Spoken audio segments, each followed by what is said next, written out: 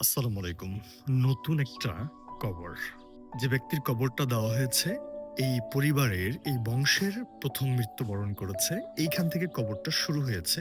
ওই মাথা পর্যন্ত কবরস্থানের জন্য জায়গা বরাদ্দ। একটা মানুষের জন্য আসলে কতটুকু জায়গা প্রয়োজন?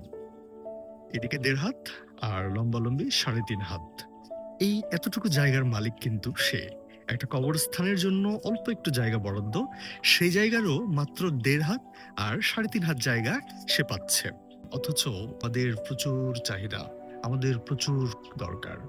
এটা দরকার, সেটা দরকার, এত জমি দরকার, এত টাকা দরকার। এই জমি করে মারামারি, কাটাকাটি, হানাহানি অনেক কিছু আমরা করে ফেলছি। নিজের আত্মীয়স্বজনের সাথে সম্পর্ক নষ্ট করে ফেলছি। শুধু তাই না, এই ব্যক্তি মারা গেছে, তার জমি নিয়েও কিন্তু তার ছেলেমেয়েরা হই-হট্টগোল করবে, ঝামেলা করবে। এই বড় একটা উদাহরণ যে কবরস্থানের মাত্র অল্প একটু জায়গা তার জন্য বরাদ্দ সে পেয়েছে। এত বড় একটা জলজন্ত উদাহরণ দেখার পরেও যদি মানুষ পরিবর্তন না হয়, মানুষের অন্তর না নাড়া দেয়, তাহলে আপনি, আমরা মানুষ না। মানুষরূপী, বাট আমরা মানুষ না।